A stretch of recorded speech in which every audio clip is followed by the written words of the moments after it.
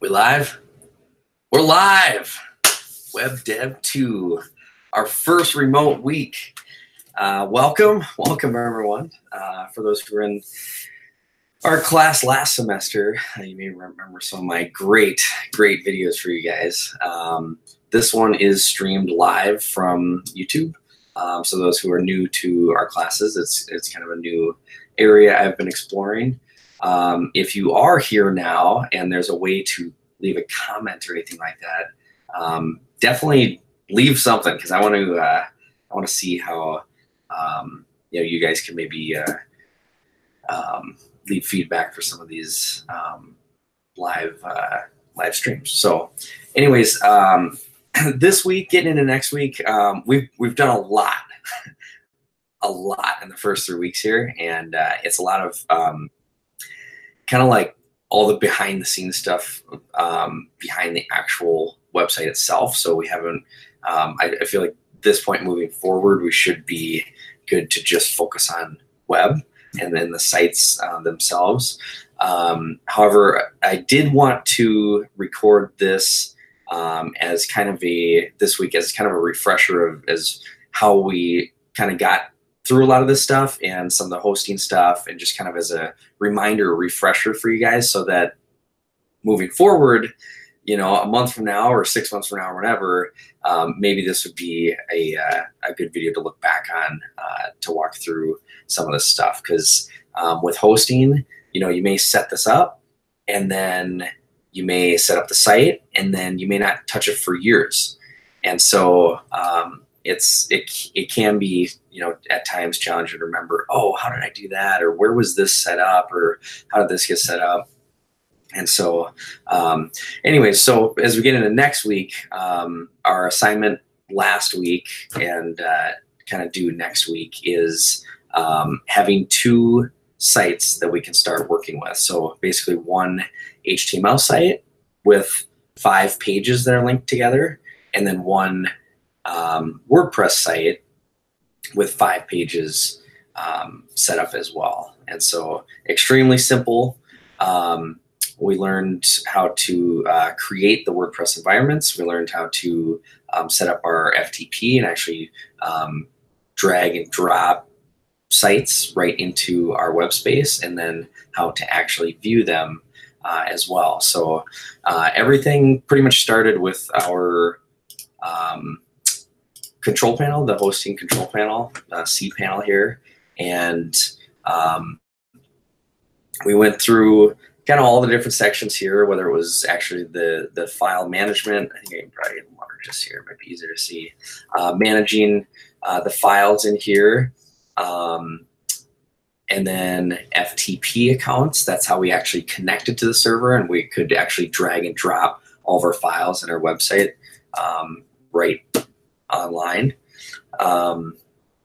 Databases is where, when we did the manual WordPress install, not the automatic one, the manual one where we FTP'd all the files, then we went into MySQL databases and created a database, which is where it stores all the information for WordPress, all the data. So when you create pages, when you create posts, when you save settings, that's all saved into a database. And we'll definitely learn more about that stuff down the road as well.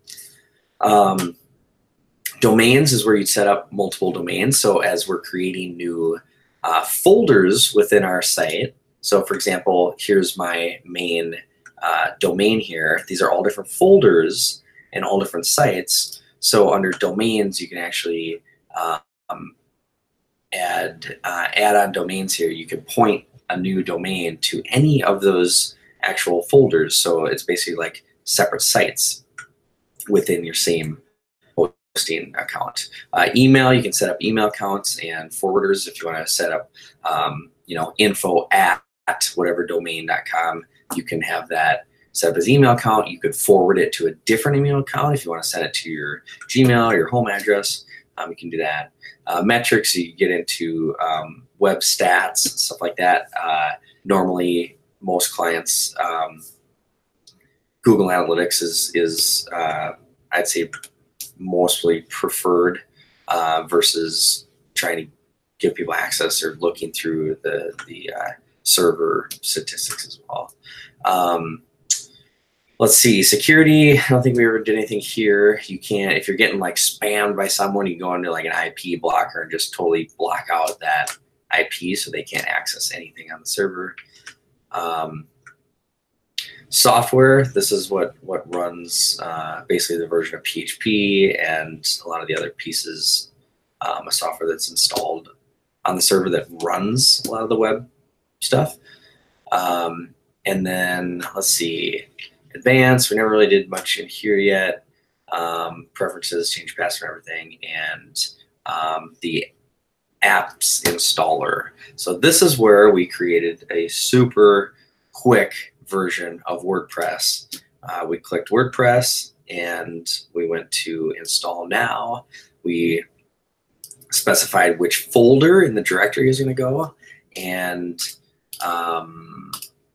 any domains we had set up, we can point them there, title it, create an admin username and password, and then click install. And that created a brand new WordPress site. So week 2 WordPress install right here, brand new fresh version of WordPress. You can easily create more WordPress sites just like that now.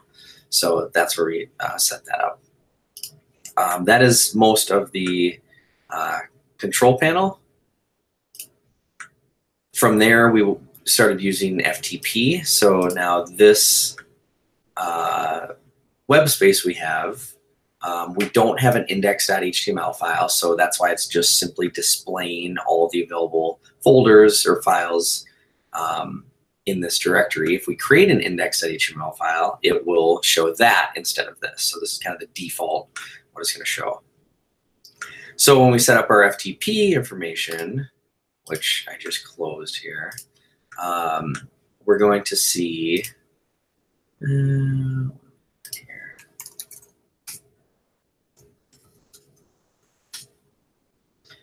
Under FTP accounts, we can save that.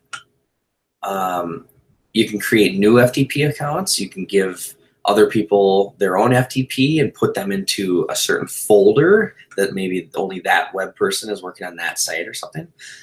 So when you see your FTP logins here, you can click configure client, and this is where it's going to give you the FTP username, the server, the host where you connect to, and then that port. So when you type it in, this is actually my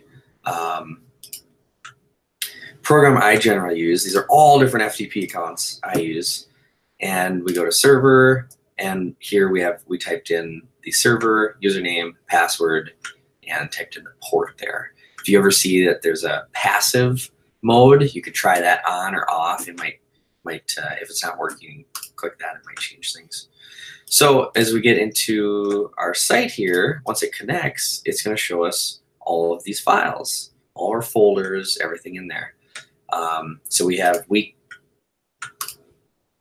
all these are different sites in general, but if we open it up week3.html, this is that HTML site I made in class. So now I could open up, what am I on, index.html. I can open up this here, and I can increase that so you can see that a little bit better. So where this says my web portfolio, I can add an exclamation mark, click save, and I'm actually editing right in the FTP program. It's called Coda, C-O-D-A, and I love this program. I use it forever on Mac. So now if I hit refresh, now I have an exclamation mark in there. So it's super simple to make changes to your sites live right online. So you're supposed to have 5 different pages. These are basically my 5 pages. And now this is a basic site that we can continue to work from and evolve throughout the semester. So you should have something very similar with a few links and, you know, a little header area, a little footer, put a copyright at the bottom, and your content is basically in the middle here. So we can continue working from there. And your WordPress site was under manual WordPress, because that was that manual install where we uploaded everything, created the database. This is my site. So I have all these